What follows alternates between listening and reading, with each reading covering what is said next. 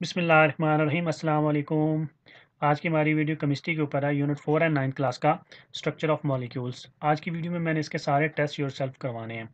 तो सबसे पहले देखिए, हमारे पास जो पहला इसका टेस्ट योरसेल्फ है 4.1। ये मेरी वीडियो थोड़ी लेंथी हो जाएगी क्योंकि इसके जो टेस्ट योरसेल्फ हैं वो बहुत लंबे हैं, बहुत ज़्यादा उसके पार्ट्स हैं, तो इसलिए मेरी वीडियो जो है वो थोड़ी लंबी हो जाएगी। तो आप लोगों ने मेरी वीडियो जो है वो सारी देखनी है। तो देखिए, हमारे पास जो टेस्ट योरसेल्फ है 4.1, इसका जो पार्ट नंबर 1 है हमारे पास, इसमें वो आपसे पूछ रहा है why does sodium form a chemical bond with chlorine. वो कह रहे हैं कि जो सोडियम है वो क्लोरीन के साथ केमिकल बॉन्ड जो है वो क्यों बनाता है। तो इसके देखें, इसके जो आंसर है आपने थोड़े ट्रिकी देने हैं। इसके जो यूनिट 4 है हमारा, इसके जो टेस्ट योर सेल्फ है, ये सारे थोड़े ट्रिकी हैं। तो इसके आंसर जो है आपने थोड़ा सा जो है वो ध्यान से जो है वो इसके आंसर देने हैं, ताकि जो है वो कोई मिस्टेक ना हो। तो इसके आंसर में देखिए आप लोग क्या लिखेंगे।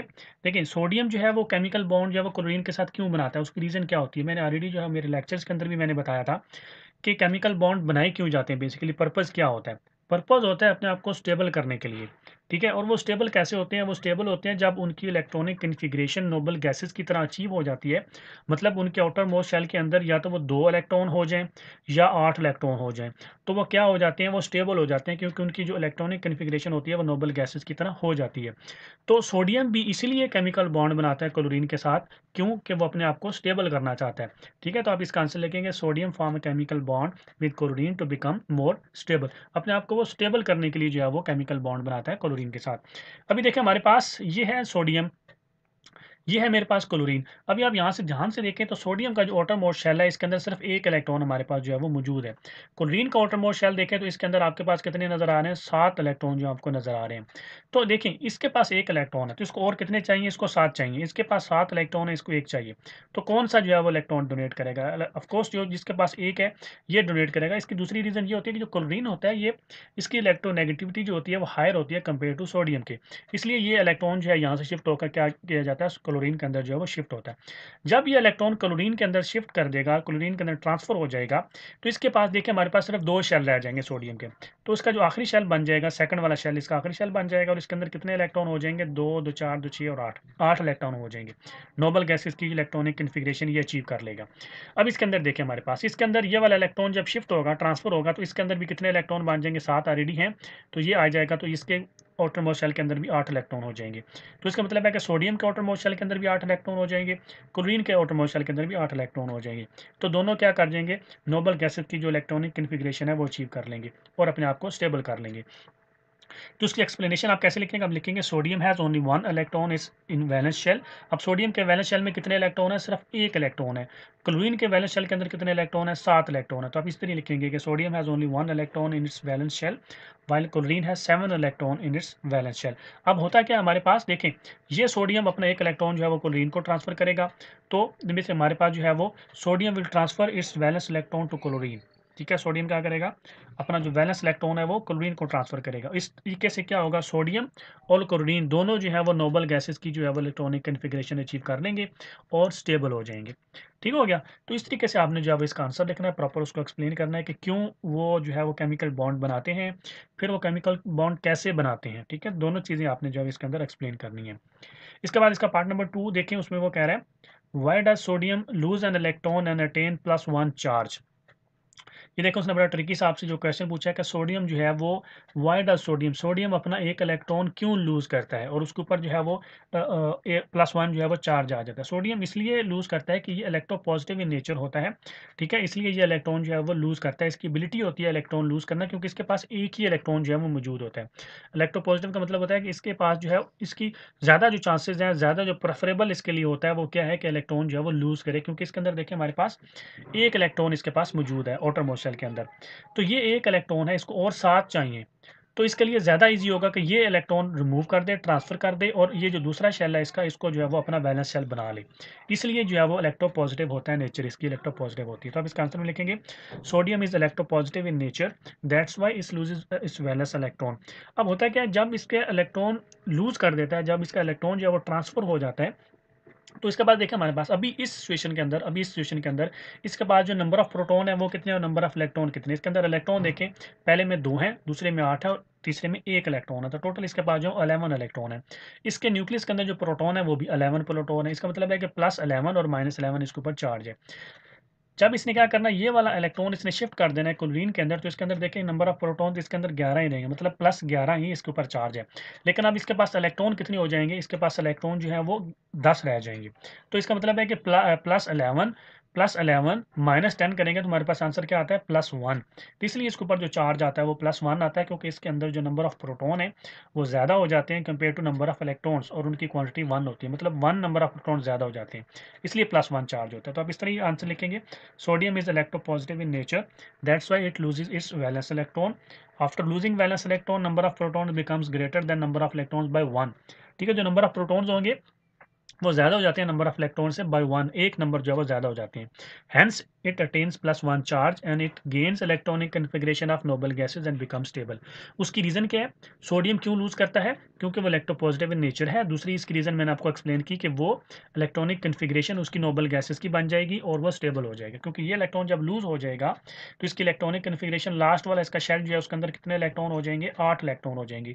तो नोबल गैसेज की इलेक्ट्रॉनिक कन्फिग्रेशन में आ जाएगा और स्टेबल हो जाएगा। ठीक है, तो इस तरीके से आपने इसके जो है वो आंसर लिखने हैं प्रॉपर तरीके से। तीसरा पार्ट देखें इसका, उसमें वो कह रहे हैं how do atoms follow octet rule, कि एटम जो है वो कैसे ऑक्टेट रूल जो है फॉलो करते हैं। ऑक्टेट एक होता है डुप्लेट रूल, एक होता है ऑक्टेट रूल। डुप्लेट होता है कि आखिरी शेल में 2 इलेक्ट्रॉन उसने जो है वो बनाने हैं। ऑक्टेट होता है कि आखिरी शेल में उसने 8 इलेक्ट्रॉन जो है वो बनाने हैं।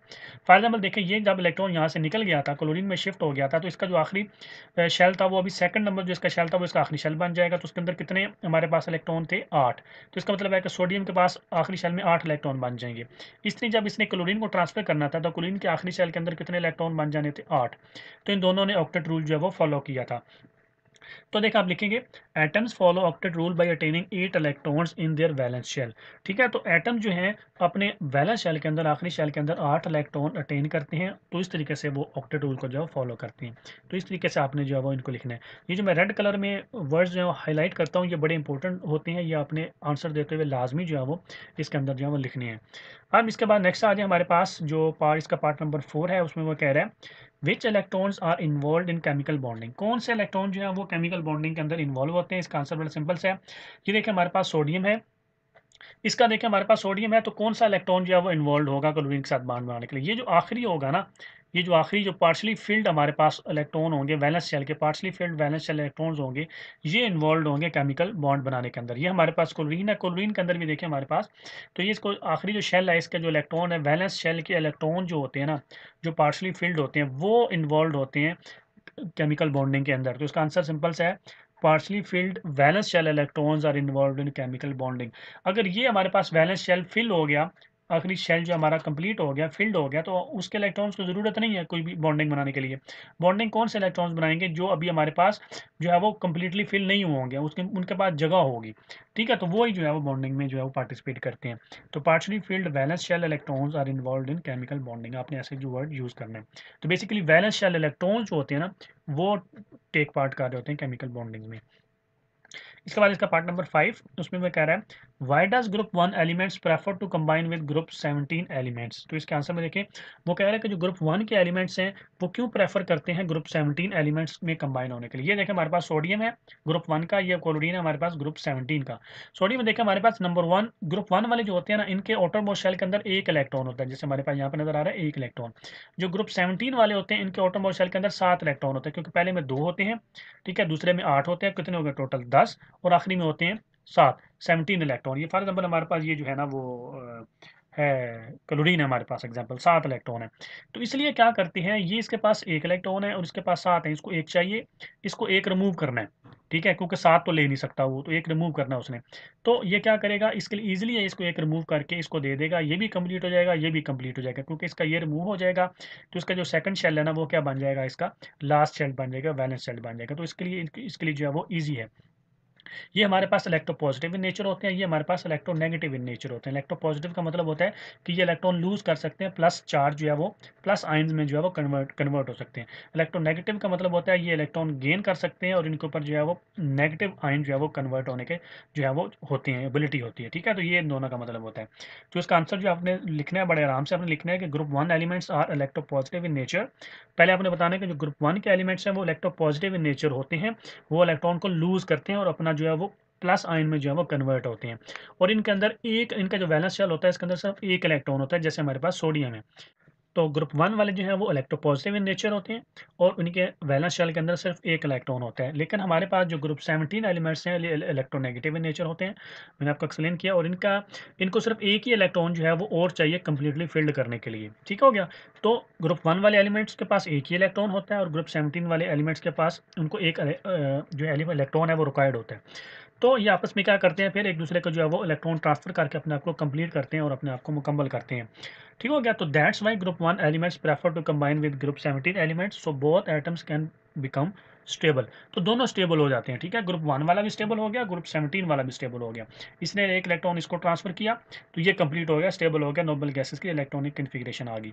इसने एक इलेक्ट्रॉन जब ट्रांसफर किया था तो ये भी इसके देखें आखिरी शेल जो है वो कंप्लीट हो जाएगा, 8 इलेक्ट्रॉन हो जाएंगे, तो ये भी क्या हो जाएगा, स्टेबल हो जाएगा। तो आपने लिखना है ग्रुप 1 एलिमेंट्स इलेक्ट्रोपॉजिटिव होते हैं, इनके पास एक इलेक्ट्रॉन होता है। ग्रुप 17 वाले इलेक्ट्रोनेगेटिव होते हैं, इनको सिर्फ एक इलेक्ट्रॉन की ज़रूरत होती है।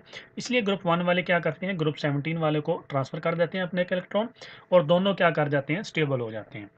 अब इसके बाद नेक्स्ट चलिए हमारे पास जो पार्ट नंबर 6 है उसमें वो कह रहा है why chlorine can accept only 1 electron. Answer, chlorine एक इलेक्ट्रॉन क्यों एक्सेप्ट कर सकता है, क्योंकि क्लोरीन के पास स्पेस ही एक ही इलेक्ट्रॉन एक्सेप्ट करने की है। क्लोरीन के आउटरमोस्ट शेल में ऑलरेडी 7 इलेक्ट्रॉन मौजूद हैं। जब 7 इलेक्ट्रॉन मौजूद है तब उसको एक ही इलेक्ट्रॉन और चाहिए ना अपने आप को नोबल गैसेस में लाने के लिए, इलेक्ट्रॉनिक कन्फिग्रेशन सेम करने के लिए। तो इसलिए वो एक ही इलेक्ट्रॉन एक्सेप्ट करेगा, दो तो नहीं करेगा ना। ठीक है, तो एक ही इलेक्ट्रॉन करेगा क्योंकि उसके पास ऑलरेडी 7 हैं। उसको ऑक्टेट रूल फॉलो करने के लिए, उसको नोबल गैसेस की इलेक्ट्रॉनिक कन्फिग्रेशन बनाने के लिए उसको एक इलेक्ट्रॉन और चाहिए, इसलिए वो एक ही करता है।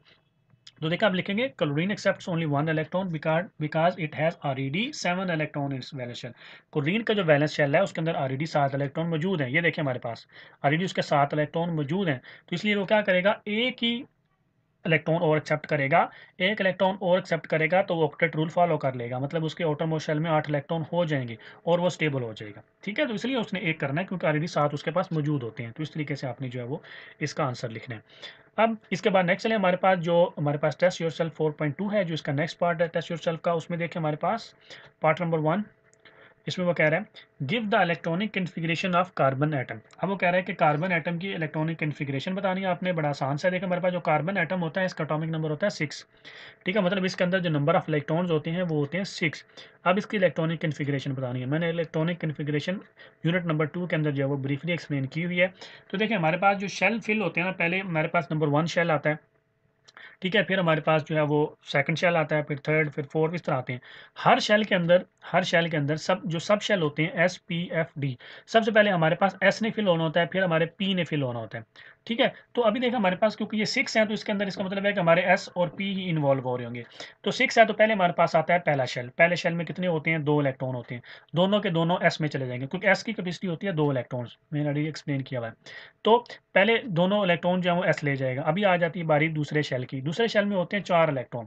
4 में से पहले एस ने फिल होना है, एस के पॉसिबिलिटी है 2 इलेक्ट्रॉन की, तो 2 इलेक्ट्रॉन एस ले जाएगा। एस कंप्लीट हो गया, पीछे कितने इलेक्ट्रॉन रह गए, 2 इलेक्ट्रॉन और रह गए। वो 2 इलेक्ट्रॉन जो है वो पी ले जाएगा।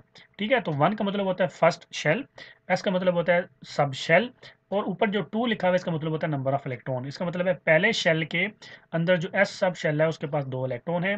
दूसरे शेल के एस सब शेल के अंदर 2 इलेक्ट्रॉन है। दूसरे शेल के पी सब शेल के अंदर 2 इलेक्ट्रॉन है। तो इस तरीके से आपने इसकी इलेक्ट्रॉनिक कन्फिग्रेशन बनानी है।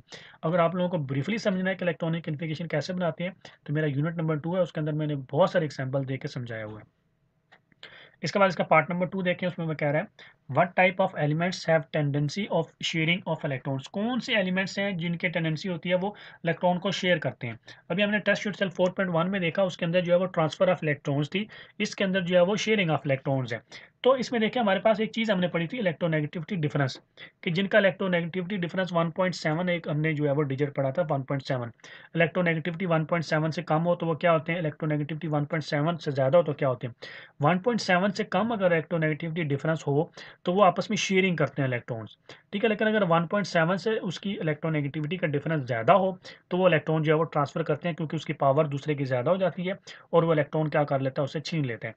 तो देखिए हमारे पास दो एलिमेंट्स ऐसे जिनकी इलेक्ट्रोनेगेटिविटी डिफरेंस 1.7 से कम हो, वो अपने इलेक्ट्रॉन जो है वो शेयर करते हैं। तो इसके एग्जांपल में आप लोग जो है वो हाइड्रोजन क्लोराइड लिख सकते हैं, ठीक है। हाइड्रोजन की और क्लोरीन की जो इलेक्ट्रोनेगेटिविटी डिफरेंस है वो लेस देन 1.7 है, ठीक है। तो इस तरीके से जो होगा वो आपस में क्या करेंगे, वो इलेक्ट्रॉन जो है आपस में शेयर करेंगे, ठीक है। कोवेलेंट बॉन्ड जो है वो बनाएंगे, जिसमें ट्रांसफर हो जाते हैं वो आयनिक बॉन्ड्स बनाते हैं। जिस तरह हमने अभी देखा ना, हमारे पास सोडियम और क्लोरीन जो है, सोडियम ने अपना इलेक्ट्रॉन क्लोरीन में ट्रांसफर कर दिया था, ठीक है। उसमें वो क्या होता है, उसमें वो आयनिक बॉन्ड जब बना रहे होते हैं। इसमें जो इलेक्ट्रोनेगेटिविटी डिफरेंस होता है ना, ऐसे एलिमेंट्स का जिनका लेस देन 1.7 होगा, वो आपस में इलेक्ट्रॉन शेयर करते हैं। अगर इलेक्ट्रोनेगेटिविटी डिफरेंस 1.7 से ज़्यादा आ गया, फिर वो इलेक्ट्रॉन शेयर नहीं करेंगे, वो इलेक्ट्रॉन जो है वो ट्रांसफर करेंगे, ठीक है, जिसमें वो आयनिक बॉन्ड बनाते हैं। इसके अंदर जो हमारे पास कोवेलेंट बॉन्ड जो है वो बनता है शेयरिंग में। अब इसके बाद नेक्स्ट है हमारे पास जो इसका पार्ट नंबर 3 है, उसमें देखिए आपसे पूछ रहे हैं, if repulsive forces dominate to attractive forces will a covalent bond form. अब वो क्या कह रहे हैं, आपसे क्या पूछ रहे हैं, बेसिकली वो कह रहे हैं कि देखिए केमिकल बॉन्ड जब बनता है, बेसिकली कोई भी केमिकल बॉन्ड जब बनता है, कोवेलेंट बॉन्ड की एग्जांपल ले लेते हैं। कोवेलेंट बॉन्ड हमारे पास बनता है तो उसमें क्या होता है, दो तीन चीज़ें जो हो रही होती हैं, मैंने लेक्चर्स के अंदर भी एक्सप्लेन किया था। अट्रैक्टिव फोर्सेज होती हैं और रिपल्सिव फोर्सेज होती हैं, ठीक है। अट्रैक्टिव फोर्सेज किसकी होती हैं, दो एटम है ना, एटम्स के अंदर न्यूक्लियस भी होता है जिसके ऊपर कौन सा होता है, पॉजिटिव चार्ज, क्योंकि उसके अंदर नंबर ऑफ प्रोटॉन्स होते हैं। देखिए हमारे पास जो है एक एटम का न्यूक्लियस है, उसके ऊपर प्लस चार्ज है, दूसरे के एक एटम के इलेक्ट्रॉन है, उनके ऊपर नेगेटिव चार्ज है। तो जो न्यूक्लियस होगा वो दूसरे एटम के इलेक्ट्रॉन्स को अपनी तरफ अट्रैक्ट करेगा, क्योंकि उनके ऊपर क्या होता है, अपोजिट चार्जेस हैं। इस तरह जो इलेक्ट्रॉन्स होंगे वो दूसरे न्यूक्लियस के जो है वो उसको क्या करेंगे, अट्रैक्ट करेंगे। लेकिन जो न्यूक्लियस टू न्यूक्लियस होंगे वो एक दूसरे को क्या करेंगे, रिपेल करेंगे। इलेक्ट्रॉन टू इलेक्ट्रॉन एक दूसरे को क्या करेंगे, रिपल्व करेंगे, ठीक है। तो रिपल्सिव फोर्सेज भी होती हैं, अट्रैक्टिव फोर्सेज भी होती हैं, समझ आई। तो जब रिपल्सिव फोर्सेज जो है वो डोमिनेट हो जाए अट्रैक्टिव फोर्सेज के ऊपर, तो कोवेलेंट बॉन्ड बनेगा नहीं, बनेगा, क्योंकि रिपल्सिव फोर्सेज का मतलब होता है एक दूसरे को दूर फेंकना। अट्रैक्टिव का होता है अपने करीब लेकर आना, अट्रैक्ट करना, अपने आप में बॉन्डिंग बनाना। तो जब रिपल्सिव फोर्सेज डोमिनेट कर जाएंगी तो ऑफकोर्स केमिकल कोवेलेंट बॉन्ड जो है वो फॉर्म नहीं होगा, क्योंकि वो एक दूसरे को दूर कर देंगी, एक दूसरे के करीब आने ही नहीं देंगे उनको। तो आप इसका आंसर में लिखेंगे no, covalent bond will not form if repulsive forces dominate over attractive forces. तो बड़ा सिंपल सा है। इसके बाद नेक्स्ट है हमारे पास पार्ट नंबर 4, उसमें वो कह रहा है, considering the electronic configuration of nitrogen atom, how many electrons are involve in bond formation and what type of covalent bond is form. बड़ा आसान सा क्वेश्चन है हमारे पास। वो कह रहा है कि नाइट्रोजन को हमने सामने रखना है, उसकी इलेक्ट्रॉनिक कन्फिग्रेशन सामने रखनी है, तो कितने इलेक्ट्रॉन जो है वो बॉन्ड फॉर्मेशन में इन्वॉल्व होंगे, और कौन सा बॉन्ड जो है बनेगा, कोवेलेंट, कौन सा कोवेलेंट बॉन्ड बनेगा, सिंगल कोवेलेंट बॉन्ड बनेगा, डबल कोवेलेंट बॉन्ड बनेगा, या ट्रिपल कोवेलेंट बॉन्ड जो हमारे पास बनेगा। तो हमने इसको बताना है। तो देखें इसका बड़ा सिंपल सा जो है वो हमारे पास जो है वो इसका आंसर है। देखिए हमारे पास ये है, हमारे पास नाइट्रोजन, नाइट्रोजन का जो पहला ऑर्बिट होता है, जो पहला शेल होता है, इसके अंदर 2 नंबर ऑफ इलेक्ट्रॉन होते हैं। दूसरे के अंदर हमारे पास 5 इलेक्ट्रॉन जो है वो होते हैं। 5 इलेक्ट्रॉन हैं तो उसका मतलब है कि ये हमारे पास जो है वो कंप्लीट नहीं है।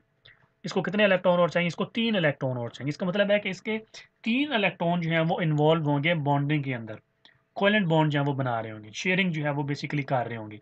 3 इन्वॉल्व होंगे और 2 खाली होंगे, मतलब ये और ये, फॉर एग्जांपल तीनों इन्वॉल्व होंगे किसी दूसरे एटम के साथ, बॉन्डिंग बना रहे होंगे। तो इस तरीके 8 होंगे ना, 2 ये हो गए, एक 3 4 5, और ये 3 किसी और के साथ इन्वॉल्व होकर 3 उसके भी इन्होंने घेरे होंगे। तो 3 उसके, 3 ये और 2 ये, 8 पूरे हो जाएंगे बॉन्डिंग में। तो इसका मतलब होगा कि ये 3 इसके बॉन्डिंग में इन्वॉल्व होंगे, ये 2 इसके जो है वो खाली पड़े होंगे। तो ये जब 3 इलेक्ट्रॉन इन्वॉल्व होते हैं कोवेलेंट बॉन्ड में, तो उसको बोलते हैं triple covalent bond. 1 electron involve होगा तो सिंगल, 2 इलेक्ट्रॉन इन्वॉल्व होंगे तो डबल, 3 इलेक्ट्रॉन इन्वॉल्व होंगे तो ट्रिपल कोवेलेंट बॉन्ड बनते हैं। अब इसको कितने चाहिए, 3 इलेक्ट्रॉन चाहिए, इसलिए इसके 3 इलेक्ट्रॉन जो है वो बॉन्डिंग के अंदर इन्वॉल्व होंगे, तो ट्रिपल कोवेलेंट बॉन्ड बनता है, और 3 इलेक्ट्रॉन इसके जो है वो इन्वॉल्व होते हैं। तो इसका आप आंसर लिखेंगे, electronic configuration of nitrogen is 1s2 2s2 2p3, there are 5 electrons in the valence shell of nitrogen, it requires 3 more electrons to achieve electronic configuration of noble gases and become stable। ठीक है, अब electronic configuration आप बताएंगे nitrogen की क्या होती है। पहले शेल में 2 हैं, दोनों के दोनों एस लेके जाएगा, क्योंकि उसने कहा ना इलेक्ट्रॉनिक कन्फिग्रेशन को कंसिडर करना है, तो इसलिए मैंने जो है वो यहाँ पे आपने लिखनी है। फिर दूसरे शेल के अंदर 5 होते हैं, तो पहले 2 एस ले जाएगा, बाकी 3 जो है वो पी ले जाएगा, ठीक है। तो ये 5 जो है, 3 2 5 और 7 जो है वो पूरे हो गए। अब देखें, there are 5 electron in the valence shell of nitrogen, nitrogen के वैलेंस शेल के अंदर कितने इलेक्ट्रॉन होते हैं, 5। ये देखें 5, 3 ये और 2 ये, 5। इसको कितने और चाहिए, 3 और चाहिए, मैंने आपको बताया ना 3 और चाहिए। नोबल गैसेस का और बिकम स्टेबल करने के लिए इसको 3 और चाहिए। तो इसका क्या मतलब हो गया कि इसके 3 अनपेयर्ड जो वैलेंस इलेक्ट्रॉन्स हैं वो इन्वॉल्व होंगे बॉन्ड फॉर्मेशन में, और ट्रिपल कोवेलेंट बॉन्ड जो बनेगा, अभी मैंने आपको एक्सप्लेन किया ना। तो 3 ये वाले जो इसके इलेक्ट्रॉन होंगे जो अनपेयर्ड हैं, ठीक है, किसी के साथ इनका ऑलरेडी पेयर नहीं है, किसी के साथ ऑलरेडी बॉन्ड नहीं बनाया हुआ, ये 5 के 5 फ्री घूम रहे हैं फॉर एग्जाम्पल, ठीक है। तो ये 3 जो है इसके इन्वॉल्व होंगे बॉन्ड फॉर्मेशन में और ट्रिपल कोवेलेंट बॉन्ड बनेगा। तो इस तरीके से आपने जो है वो इसको एक्सप्लेन करना है अच्छे तरीके से। तो इसके बाद नेक्स्ट चले हमारे पास जो नेक्स्ट पार्ट आता है इसका पार्ट नंबर 5 हमारे पास, उसमें वो कह रहा है point out the covalent bond in the following molecules CH4 C2H4 H2 N2 and O2। अब इसमें वो क्या कह रहा है, आपको जो है आपने कोवेलेंट बॉन्ड बताना है कि इनके अंदर कौन से जो है कोवेलेंट बॉन्ड हमारे पास जो है वो बनते हैं। बड़ा आसान सा ये वाला। तो देखिए इसका आंसर में सबसे पहले हमने देखना है CH4।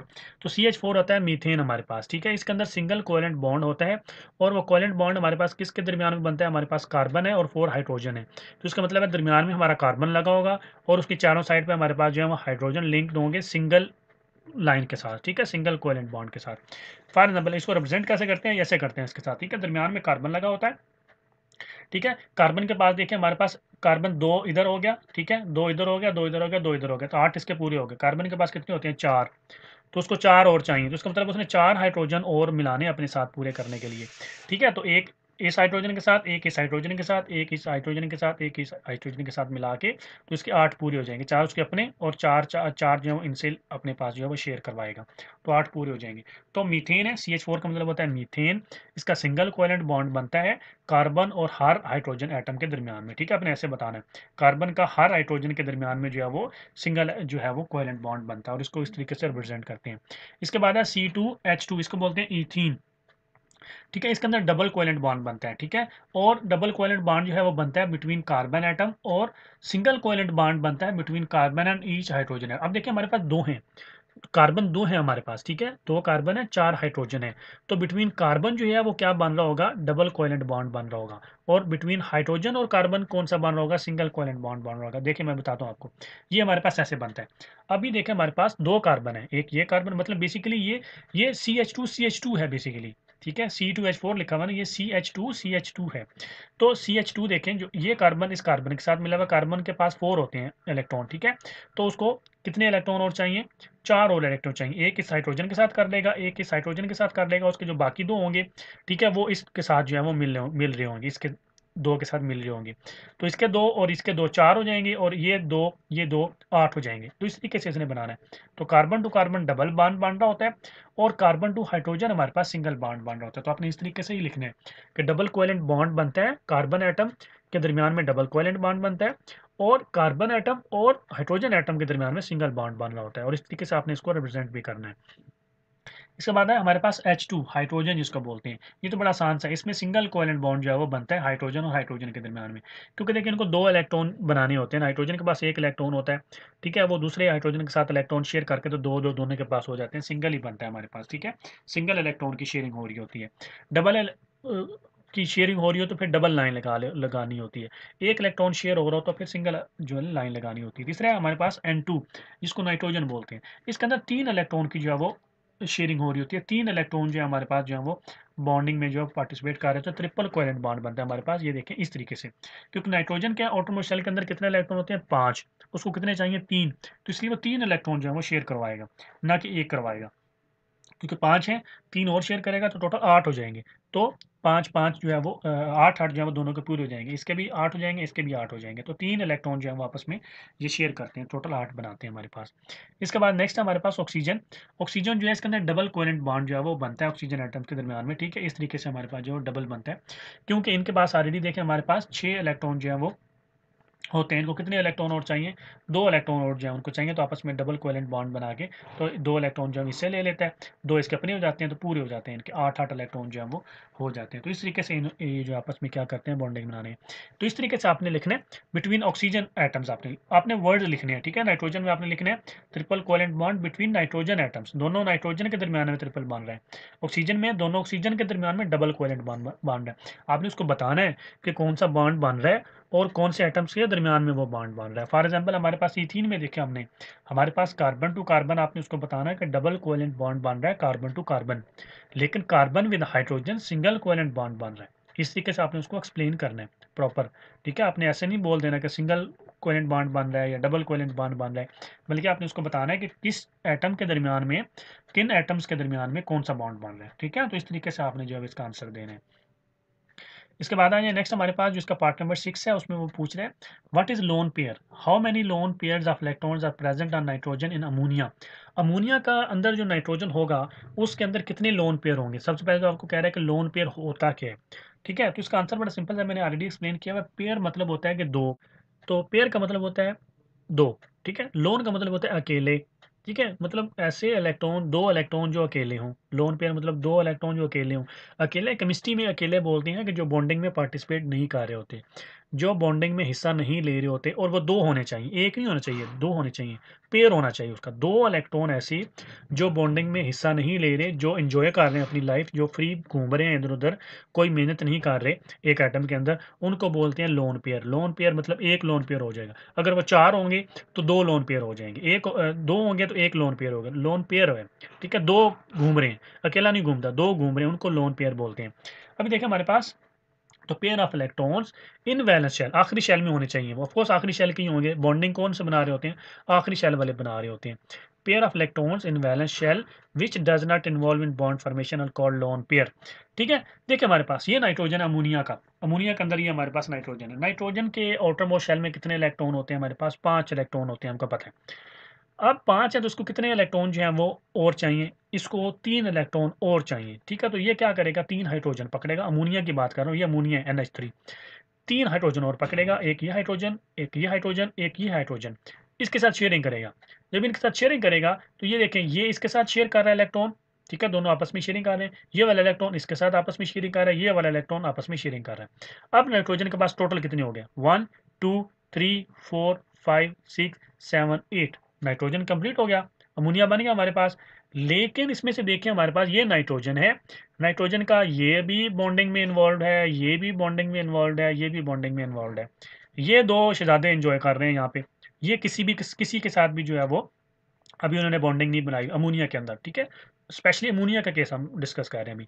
तो ये हमारे पास ये जो आपको दो नजर आ रहे हैं इलेक्ट्रॉन, ये एक पेयर है, पेयर का मतलब होता है दो, तो ये एक पेयर है, ये लोन पेयर है। लोन पेयर का मतलब है ये फ्री घूम रहे हैं, ये किसी भी बॉन्डिंग में इन्वॉल्व नहीं है, ये अकेले बैठे हुए हैं यहाँ पे। ठीक है, इनको बोलते हैं लोन पेयर। ठीक हो गया, तो इसका मतलब है कि उसने जो सेकंड पार्ट में उसने पूछा था, पहला पार्ट तो क्लियर हो गया ना, अब समझ आई कि लोन पेयर क्या होते हैं। लोन पेयर होते हैं जो वैलेंस शेल के अंदर, जो बॉन्ड फॉर्मेशन के अंदर इन्वॉल्व नहीं होते, जिस तरह के ये दो हमारे पास हैं, इनको बोलते हैं लोन पेयर। अगर ये दो होंगे तो एक लोन पेयर होगा, अगर ये चार होंगे तो दो लोन पेयर होंगे। अब दूसरा उसका जो पार्ट था, how many lone pair of electron are present on nitrogen in ammonia, ये हमारे पास है अमोनिया। अब वो कह रहा है कि नाइट्रोजन के अंदर कितने लोन पेयर है, तो नाइट्रोजन का हमारे पास देखिए एक लोन पेयर हमारे पास नाइट्रोजन के अंदर है, अमोनिया के अंदर। तो इसके सेकंड पार्ट का आप आंसर लिखेंगे, there is one lone pair of electron on nitrogen in ammonia. तो अमोनिया के अंदर हमारे पास सिर्फ एक लोन पेयर ऑफ इलेक्ट्रॉन है नाइट्रोजन के ऊपर अमोनिया में। ठीक है, तो इस तरीके से आपने दोनों को जो आंसर देने हैं।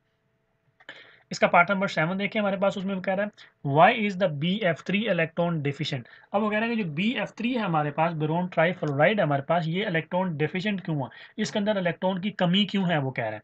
ठीक है, तो इसका भी बड़ा सिंपल सा और पॉलिटिकल आंसर हमारे पास देखिए, जो बोरोन ट्राईफ्लोराइड है इसके अंदर देखिए हमारे पास जो मॉलिक्यूल है, इसके अंदर 3 वैलेंस इलेक्ट्रॉन ऑफ जो बोरोन एटम है वो पेयर अप होते हैं बाकी फ्लोरीन एटम के साथ, ईच फ्लोरीन एटम के साथ। ठीक है, तो टोटल 6 इलेक्ट्रॉन जो है वो वैलेंस शेल के अंदर बोरोन के अंदर जो है वो होते हैं। इसका मतलब है कि उसके अंदर 2 इलेक्ट्रॉन की स्टिल कैपेसिटी मौजूद होती है। मैं आपको समझाता हूँ अभी देखें, ये हमारे पास बोरोन BF3 मैंने जो है वो बनाया।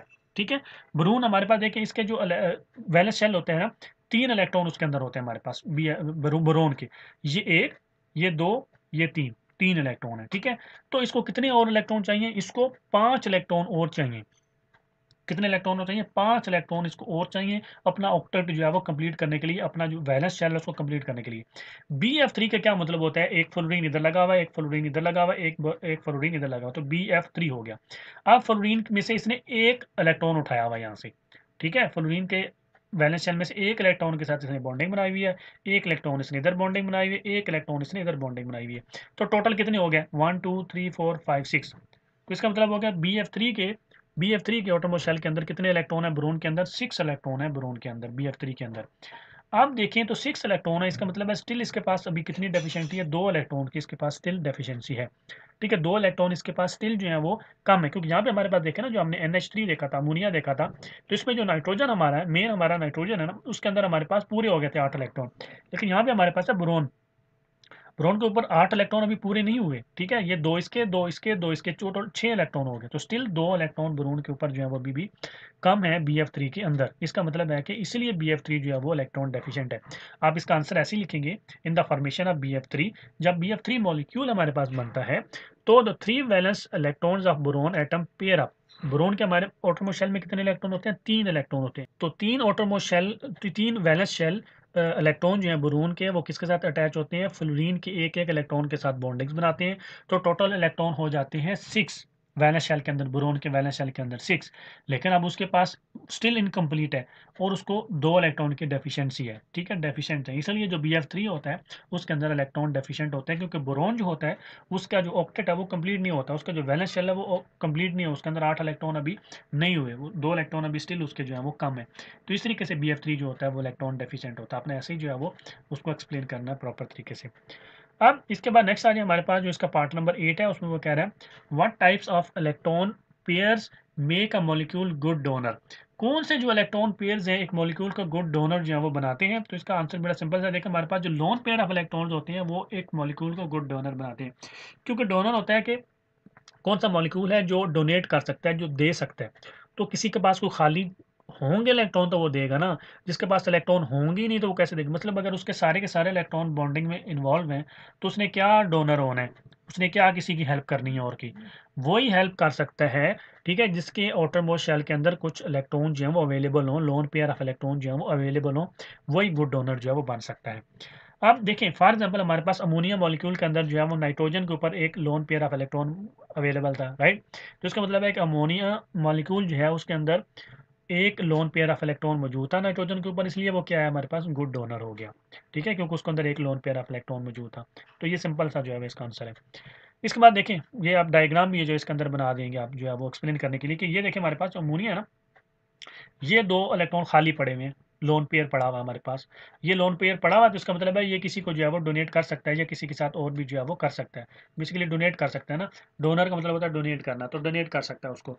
तो इस तरीके से जो आपने जो है वो इसको एक्सप्लेन करना है। अगर इसके पास इलेक्ट्रॉन ही अवेलेबल नहीं होंगे तो वो किसको क्या डोनेट करेगा। तो देखिए हमारे पास नेक्स्ट पार्ट, इसका जो पार्ट नंबर 9 है उसमें वो कह रहा है what is the difference between bonded and lone pair of electrons and how many bonded pair of electrons are present in NH3 molecule. बड़ा सिंपल सा आंसर है, what is the difference between bonded. Bond किसने बनाए हुए हैं, bonded का मतलब होता है कि जो ऑलरेडी बॉन्ड में केमिकल बॉन्ड के अंदर इन्वॉल्व होते हैं इलेक्ट्रॉन्स, उनको बोलते हैं बॉन्डेड। लोन पेयर का मतलब होता है जो बॉन्ड में केमिकल बॉन्ड में बॉन्डिंग में इन्वॉल्व नहीं हो रहे होते, अकेले खड़े हैं। फॉर एग्जाम्पल नाइट्रोजन में 2 अकेले खड़े हुए हैं, लेकिन 3 जो है वो बॉन्डिंग में है। ठीक है, ये जो 3 इलेक्ट्रॉन है नाइट्रोजन के, ये बॉन्डिंग में पार्टिसिपेट कर रहे हैं, तो ये बॉन्डेड जो है इलेक्ट्रॉन्स हैं। ये 2 जो है लोन पेयर ऑफ इलेक्ट्रॉन्स हैं, ये क्योंकि ये इलेक्ट्रॉन के इन्वॉल्व नहीं, मैंने ऑलरेडी एक्सप्लेन किया हुआ। How many bonded pair of electrons are present in NH3, ये NH3 है, तो कितने हमारे पास जो है वो bonded, how many bonded pair of electrons are present, कितने हमारे पास बॉन्डेड पेयर जो है वो मौजूद हैं। ये एक पेयर है, ये दूसरा पेयर है, ये तीसरा पेयर है, तो इसका मतलब 3 हमारे पास पेयर है। उसने बॉन्डेड पूछा, लोन पेयर नहीं पूछा, कंफ्यूज नहीं होना। उसने कहा बॉन्डेड पेयर ऑफ इलेक्ट्रॉन्स, तो बॉन्डेड में हमारे पास एक ये बॉन्ड है, पेयर है, एक ये बॉन्ड पेयर है, एक ये बॉन्ड पेयर है, 3 हमारे पास बॉन्ड पेयर है, एक हमारे पास लोन पेयर है। ठीक है, तो 3 बॉन्डेड है हमारे पास। तो आप इसका आंसर में लिखेंगे the pair of electrons which are involve in bond formation is called bond pair.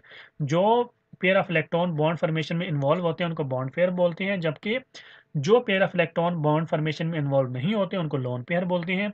और इसके में देखिए हमारे पास जो अमोनिया, उधर भी मैंने बना दिया, इधर भी बना दिया। ठीक है, हमारे पास देखिए NH3 अमोनिया के अंदर हमारे पास 3 बॉन्ड पेयर हैं और 1 लोन पेयर ऑफ इलेक्ट्रॉन्स है। ठीक हो गया, 3 बॉन्ड पेयर है, मैंने आपको बताया ना, ये एक, ये 2 और ये 3, ये बॉन्ड पेयर है, ये एक लोन पेयर है हमारे पास।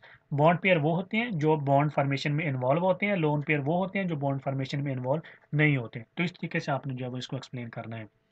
इसके बाद नेक्स्ट आ जाए हमारे पास, जो इसका नेक्स्ट पार्ट है पार्ट नंबर 10, उसमें वो कह रहा है what do you mean by delta sign and why it develops. तो ये देखिए मैंने ऑलरेडी आपको लेक्चर्स के अंदर एक्सप्लेन किया था कि डेल्टा साइन क्या होता है। डेल्टा एक ग्रीक वर्ड है, इसका मतलब होता है स्लाइट, थोड़ा सा, पार्शल। थोड़ा सा चेंज आता है, जो पार्शियल चेंज आता है, जो स्लाइटली चेंज आता है, उसको बोलते हैं डेल्टा। और ये तब बनता है जब किसी भी एटम्स के ऊपर स्लाइटली चेंज आ जाए ड्यू टू इस इलेक्ट्रोनेगेटिविटी।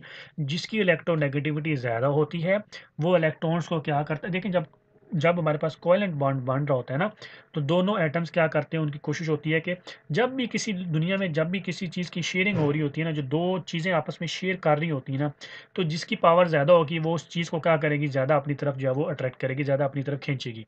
ये सेम एटम्स के अंदर भी हो रहा होता है। तो देखें, डेल्टा ग्रीक लेटर होता है, ग्रीक लेटर है, आपने लिखना है डेल्टा द ग्रीक लेटर। ये रिप्रेजेंट किया जाता है पार्शियल या स्लाइटली करेक्टर को यूज करने के लिए, एक्सप्लेन करने के लिए। इसको ये जो मैंने साइन अभी डेल्टा का यूज किया ना, इस साइन से इसको डिनोट करते हैं। यहाँ पे देखें हमारे पास हाइड्रोजन है, ये क्लोरीन है। ये आपस में क्या करते हैं, कोवेलेंट बॉन्ड बनाते हैं, सिंगल कोवेलेंट बॉन्ड बनाते हैं। मैंने आपको थोड़ी देर पहले एक्सप्लेन किया, क्लोरीन की इलेक्ट्रोनेगेटिविटी ज़्यादा है, हाइड्रोजन की इलेक्ट्रोनेगेटिविटी कम है। अब इन्होंने क्या करना है, एक इलेक्ट्रॉन इसका आया हुआ है, एक इलेक्ट्रॉन इसका आया हुआ है, आपस में इन्होंने दो इलेक्ट्रॉन यहाँ पे घूम रहे हैं दरमियान में, जो इन्होंने शेयर किए हुए हैं। ठीक है, दो इलेक्ट्रॉन यहाँ पे घूम रहे हैं जो इन्होंने शेयर किए, मतलब दो इलेक्ट्रॉन इसके भी हिस्से में आएंगे, दो इलेक्ट्रॉन वो इसके भी हिस्से में, दोनों इक्वली इक्वली पार्टिसिपेट कर रहे हैं। अब इसकी इलेक्ट्रोनेगेटिविटी ज़्यादा है। इसकी इलेक्ट्रोनेगेटिविटी ज़्यादा होने का मतलब क्या होगा कि इसकी जो पावर है वो ज़्यादा है, इसकी जो फोर्स ऑफ अट्रैक्शन है इलेक्ट्रॉन्स के ऊपर वो ज़्यादा है, इसका जो होल्ड है इन इलेक्ट्रॉन के ऊपर वो कंपेरेटिवली हाइड्रोजन ज़्यादा है। तो जब इसका इलेक्ट्रॉन के ऊपर होल्ड ज़्यादा है तो वो इलेक्ट्रॉन को थोड़ा सा अपनी तरफ क्या करेगा, अब ये भी खींच रहा है, ये भी खींच रहा है, रस्सा है एक किस्म का, ठीक है, ये मिडल है, तो इलेक्ट्रॉन को थोड़ा सा अपनी तरफ जो है वो अट्रैक्ट कर लेगा, थोड़ा सा स्लाइटली पार्शियल, बहुत थोड़ा सा अपनी तरफ अट्रैक्ट करेगा। जब वो इलेक्ट्रॉन्स को थोड़ा सा अपनी तरफ अट्रैक्ट करेगा तो इसके ऊपर स्लाइटली नेगेटिव चार्ज आ जाएगा, क्योंकि उसके ऊपर इलेक्ट्रॉन अभी थोड़े से ज़्यादा हो गए हैं, थोड़ा सा इलेक्ट्रॉन वाला चार्ज ज़्यादा हो गया। और ये इससे क्योंकि इलेक्ट्रॉन दूर जा रहे हैं तो इसका मतलब है कि इलेक्ट्रॉन वाला नेगेटिव चार्ज दूर जा रहा है, तो उसके ऊपर स्लाइटली पॉजिटिव चार्ज आ जाएगा, ये स्लाइटली नेगेटिव हो जाएगा, ये स्लाइटली पॉजिटिव हो जाएगा। तो ये जो डेल्टा का साइन है ये इस स्लाइटली को यूज़ करने के लिए, इस पार्शियल वैल्यू को यूज़ करने के लिए यूज़ होता है, जिसका मतलब होता है बहुत ही थोड़ा सा चेंज एक आ गया एक चीज़ के अंदर। ठीक है, ये स्लाइटली नेगेटिव हो जाएगा क्योंकि इसकी इलेक्ट्रोनेगेटिविटी ज़्यादा है, ये इलेक्ट्रॉन को अपनी तरफ ज़्यादा अट्रैक्ट कर रहा है, ये कम अट्रैक्ट कर रहा है, तो इसके ऊपर स्लाइटली नेगेटिव चार्ज आ जाएगा क्योंकि ये इलेक्ट्रॉन को अपने करीब कर रहा है, नेगेटिव चार्ज को अपने करीब कर रहा है, इसलिए नेगेटिव होगा। ये पार्शियल क्यों हो जाएगा, क्योंकि इलेक्ट्रॉन जो है नेगेटिव चार्ज अपने से स्लाइटली दूर कर रहा है, इसलिए इसका जो प्रोटॉन्स है वो होल्ड कर रहे होंगे और इसके ऊपर स्लाइटली पॉजिटिव चार्ज आएगा। तो ये डेल्टा का मतलब होता है, ग्रीक लेटर है जिसको हम स्लाइटली या पार्शियल करैक्टर को यूज करने के लिए एक्सप्लेन करते हैं, इसको डिनोट करते हैं डेल्टा साइन के साथ, और इस तरीके से आपने जो है एक्सप्लेन करके एग्जाम्पल भी देनी है, लिखनी भी है। फॉर एग्जाम्पल हमारे पास HCl डेल्टा साइन जो भी मैंने एक्सप्लेन किया, आपने ऐसे जो है वो लिखने। In HCl delta sign represent partial positive charge on hydrogen atom and partial negative charge on chlorine atom. ठीक है, तो डेल्टा क्या रिप्रेजेंट कर रहा होता है कि हाइड्रोजन के ऊपर पार्शियल पॉजिटिव चार्ज है और जो क्लोरीन है उसके ऊपर पार्शियल नेगेटिव चार्ज है। तो इस तरीके से एक्सप्लेन करना है आपने। अब इसके बाद नेक्स्ट देखिए हमारे पास जिसका पार्ट नंबर 11 है, उसमें वो कह रहा है why does oxygen molecule not form a polar covalent bond. Oxygen molecule जो है वो पोलर कोवेलेंट बॉन्ड क्यों नहीं बनाता। इसका आंसर देखिए, पोलर और नॉन पोलर में क्या डिफरेंस होता है। पोलर का मतलब होता है ये पोल क्रिएट हो गया ना हमारे पास, ये पॉजिटिव पोल क्रिएट हो गया, ये नेगेटिव, इनको पोल भी बोलते हैं इनको। ये पॉजिटिव पोल है हमारे पास, ये नेगेटिव पोल है हमारे पास। ठीक है, अब ये देखें, ये हाइड्रोजन था, ये क्लोरीन था, ये हाइड्रोजन की इलेक्ट्रोनेगेटिविटी डिफरेंट थी, क्लोरीन की इलेक्ट्रोनेगेटिविटी डिफरेंट थी, इसलिए इनके ऊपर ये पोल जो है वो क्रिएट हुए हैं। अब ये पोल क्रिएट हो गए तो इनको बोलते हैं पोलर कोवेलेंट बॉन्ड, क्योंकि पोल क्रिएट हो गए। जब ये पोल क्रिएट नहीं होंगे, जब इनके ऊपर ये slightly positive slightly negative charge नहीं आएंगे, तो उनको बोलते हैं नॉन पोलर कोवेलेंट बॉन्ड। ठीक है, अभी वो आपसे यही पूछ रहा है कि ऑक्सीजन जो है, why does oxygen molecule not form a polar covalent bond. Oxygen जो है वो पोलर कोवेलेंट बॉन्ड क्यों नहीं बन रहा। ठीक है, उसके ऊपर जो है वो पोल क्यों नहीं जो है वो क्रिएट होते हैं। तो बड़ा सिंपल सी बात है इसके अंदर हमारे पास देखें, ऑक्सीजन ये है मेरे पास ऑक्सीजन। ठीक है, ये ऑक्सीजन ऑक्सीजन ऑक्सीजन मतलब होता है O2, मतलब दो ऑक्सीजन उसके अंदर इन्वॉल्व है, डबल कोवेलेंट बॉन्ड बना रहे हैं। इसकी इलेक्ट्रोनेगेटिविटी और इसकी इलेक्ट्रोनेगेटिविटी में कोई डिफरेंस होगा, दोनों की इलेक्ट्रोनेगेटिविटी में कोई डिफरेंस नहीं होगा। दोनों की इलेक्ट्रोनेगेटिविटी में डिफरेंस नहीं होगा तो ये slightly positive slightly negative charge आएगा, नहीं आएगा। इलेक्ट्रॉन यहाँ पे मिडल में खड़े रहेंगे, जितने इलेक्ट्रॉन ये ऑक्सीजन अपनी तरफ अट्रैक्ट कर होगा पावर के साथ, इतने ही ये इलेक्ट्रॉन्स को अपनी तरफ खींच होगा उस पावर के साथ। दोनों की पावर सेम है, दोनों की इलेक्ट्रोनेगेटिविटी सेम है, इसका मतलब है जो इलेक्ट्रॉन्स होंगे वो इधर मिडल में ही खड़े होंगे, ना वो इसके करीब जाएंगे ना वो इसके करीब जाएंगे। तो इसका मतलब है इसके ऊपर भी कोई चार्ज नहीं आएगा, इसके ऊपर भी कोई चार्ज नहीं, मतलब स्लाइटली वाला चार्ज नहीं आएगा। जब स्लाइटली वाला चार्ज नहीं आएगा तो ये वाले पोल जो है वो क्रिएट होंगे, प्लस वाले और नेगेटिव वाले पोल्स क्रिएट नहीं होंगे। जब पोल्स क्रिएट नहीं होंगे तो इसका मतलब है कि ये पोलर नहीं है। तो इसलिए ऑक्सीजन जो होता है वो पोलर नहीं होता, क्योंकि ये दोनों जो है वो आइडेंटिकल एटम से जो है वो बनता है। ऑक्सीजन होता है आइडेंटिकल, ठीक है, दोनों एटम जो है वो सेम है। जब दोनों एटम सेम होंगे तो वो होते हैं नॉन पोलर। जब दोनों एटम डिफरेंट होंगे तो वो होते हैं पोलर, क्योंकि उनके ऊपर पोल्स बनते हैं, उनके ऊपर चार्जेस आते हैं। ये आपने याद रखने की बात। तो इसके एक्सप्लेनेशन में आप लिखेंगे, for polar covalent bond formation, bonded atoms should have different electronegativity. Polar covalent bond बनने के लिए दोनों एटम्स की इलेक्ट्रोनेगेटिविटी डिफरेंट होनी चाहिए, जैसे हाइड्रोजन और क्लोरीन की थी। ठीक हो गया। लेकिन हमारे केस में, ऑक्सीजन के केस में देखें, दोनों जो एटम्स हैं ऑक्सीजन मॉलिक्यूल के अंदर, दोनों जो एटम पार्टिसिपेट कर रहे हैं बॉन्डिंग में, उनकी सेम इलेक्ट्रोनेगेटिविटी है। ऑक्सीजन ऑक्सीजन सेम इलेक्ट्रोनेगेटिविटी होगी, क्योंकि सेम एटम है। ठीक है, और उनकी जो इलेक्ट्रॉन्स की शेयरिंग है वो भी इक्वल है। मैंने आपको बताया ना, दोनों इक्वल पावर के साथ इलेक्ट्रॉन्स को शेयर कर रही होंगी। इसलिए जो ऑक्सीजन मॉलिक्यूल होता है वो क्या करता है, आपस में वो जो है वो पोलर कोवेलेंट बॉन्ड नहीं बनाता, वो नॉन पोलर कोवेलेंट बॉन्ड जो है वो बनाता है। ठीक है, तो इस तरीके से आपने एक्सप्लेन करना है।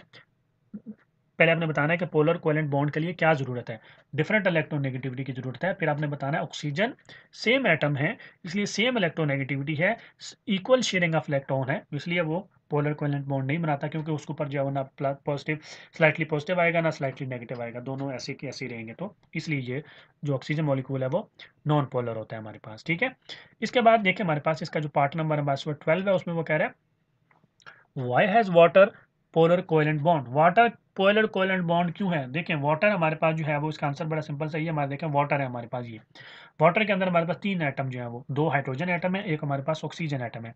अब ऑक्सीजन की इलेक्ट्रोनेगेटिविटी ज़्यादा होती है कंपेयर टू हाइड्रोजन। अब इसकी इलेक्ट्रोनेगेटिविटी ज़्यादा होगी कंपेयर टू हाइड्रोजन, तो ये इलेक्ट्रॉन को, ये जो हाइड्रोजन वाला इलेक्ट्रॉन होगा जो जहाँ पे खड़ा होगा, इसको अपनी तरफ क्या करेगा, स्लाइटली अट्रैक्ट करेगा।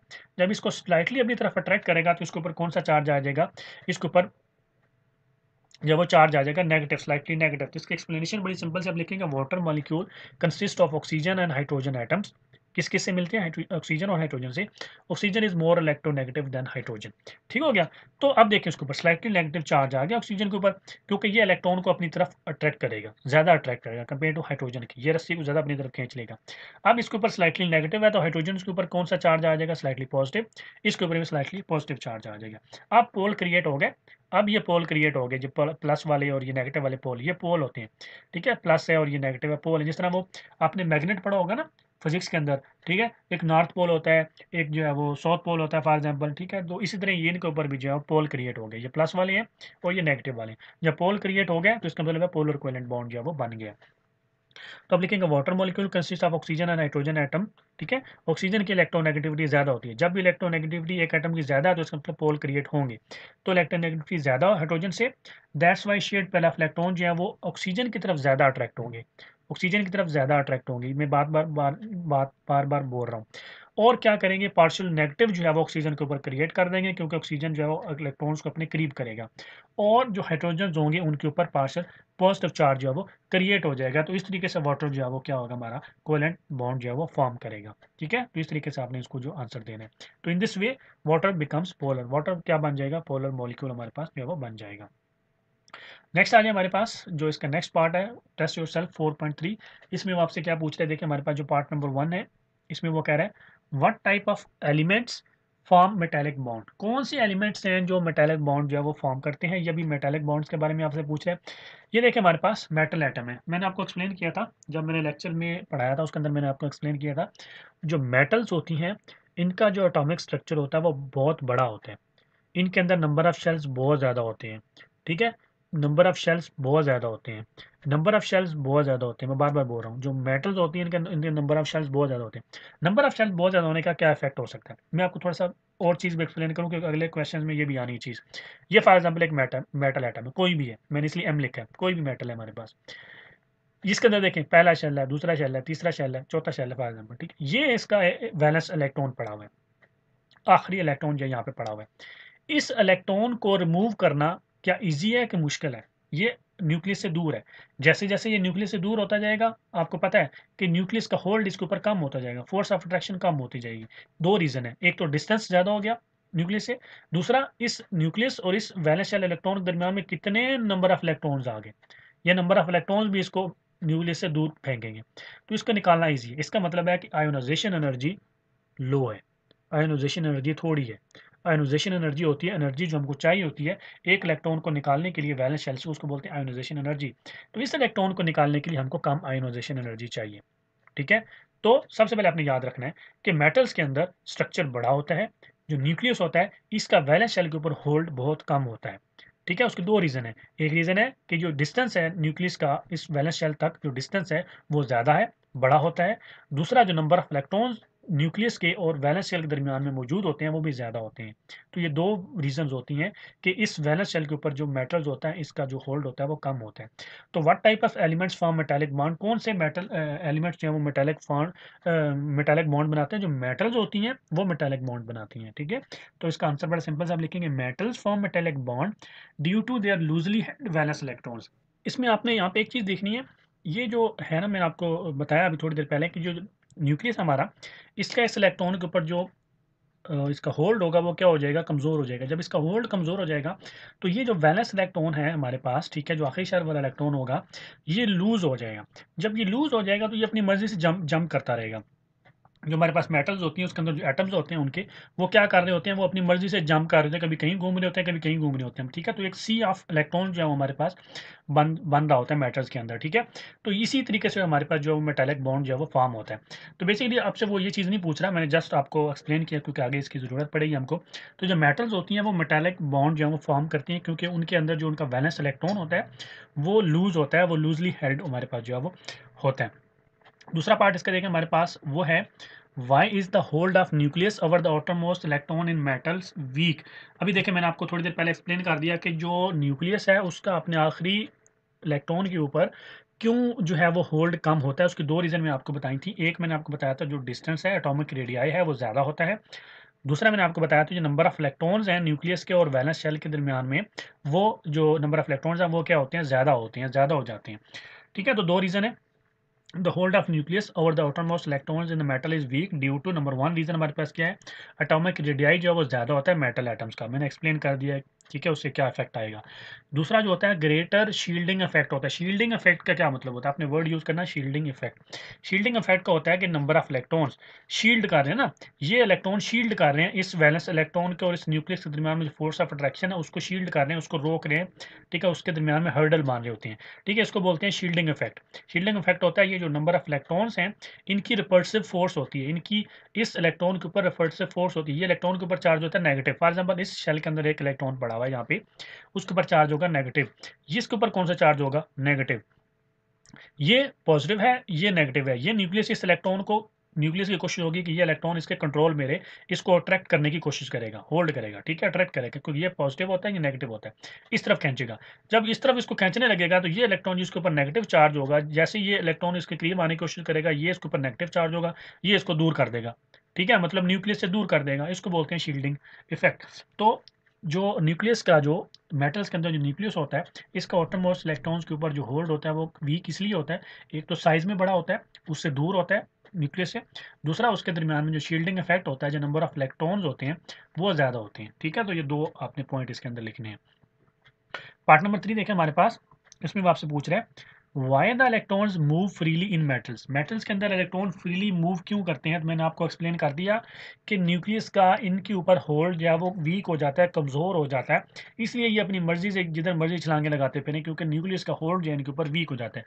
तो अब लिखेंगे in metal electrons do not belong to any particular metal cations. Metal cations का मतलब एक होता है अनाइन और एक होता है मेटल कटाइंस, ठीक है, पॉजिटिव जिनके ऊपर चार्ज है वो आ जाता है। क्यों, क्यों आता है, क्योंकि ये इलेक्ट्रॉन इधर से मूव हो जाएगा फॉर एग्जांपल, ठीक है, ये इलेक्ट्रॉन इसके कंट्रोल में नहीं रहेगा और अपने आप को आज़ाद कर लेगा, अपने आप को मूव कर लेगा, ठीक है, तो वो मेटल कटाइन जो है वो बन जाएगी। इसलिए इलेक्ट्रॉन जो है वो मूवली फ्री मूव करते हैं, क्योंकि ये किसी के साथ भी बिलोंग नहीं करता, ये अपनी मर्जी के साथ कभी किसी के साथ घूम रहे होते हैं, कभी किसी के साथ जो है वो घूम रहे होते हैं, क्योंकि जो न्यूक्लियस है इनका होल्ड जो है इनके ऊपर वो नहीं होता, वो बिल्कुल कम होता है।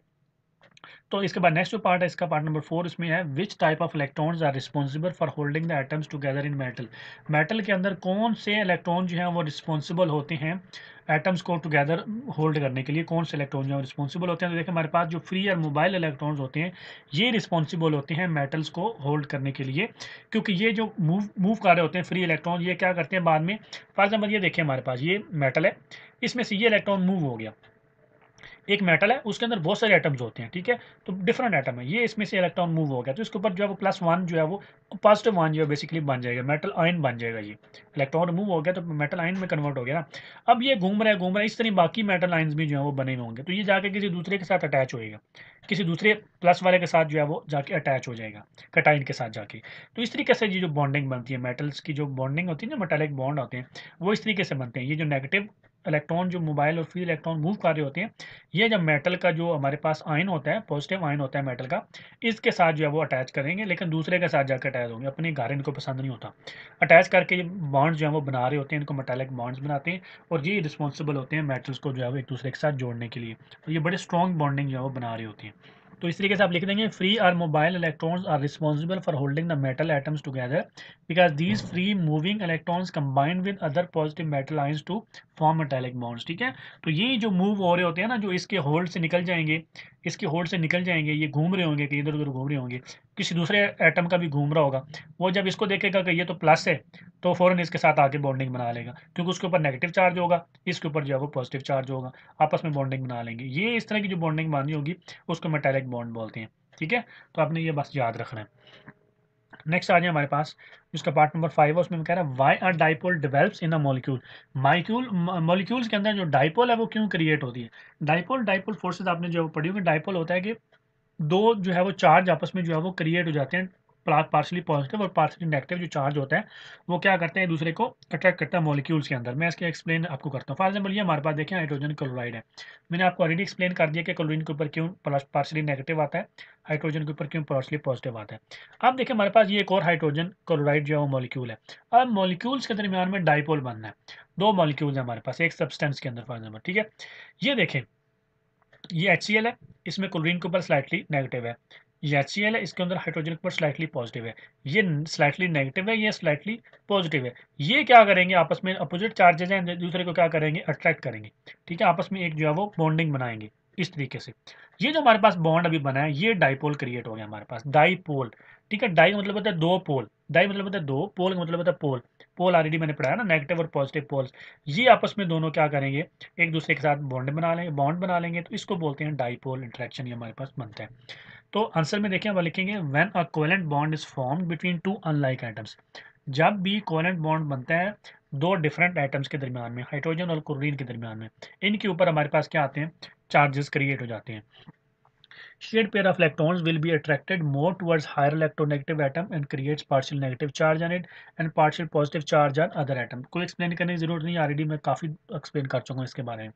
As the results, there are two poles on each molecule, positive pole and negative pole, which are called dipole created। ठीक है, अभी देखें ना, ये हमारे पास है ना, ये आपस में जब बॉन्डिंग बनाते हैं, कोवेलेंट बॉन्ड बनाते हैं, तो ये स्लाइटली नेगेटिव या स्लाइटली पॉजिटिव में क्रिएट हो गया, क्योंकि इसने इलेक्ट्रॉन्स को ज़्यादा अपनी तरफ अट्रैक्ट किया हुआ, ये भी इसी तरह ही है। अब ये इसका एक पोल जो है वो क्रिएट हुआ है स्लाइटली नेगेटिव वाला, ये इसका एक पोल क्रिएट हुआ है स्लाइटली पॉजिटिव वाला, इसको बोलते हैं डाइपोल। डाइपोल जो दो मॉलिक्यूल्स के दरमियान में जो है वो क्रिएट होता है, ठीक है। एक मॉलिक्यूल के में से हमने पार्शियल पॉजिटिव पोल लेने और दूसरे में से हमने पार्शियल नेगेटिव पोल लेने, तो हमारे पास डाइपोल जो है वो क्रिएट हो जाता है।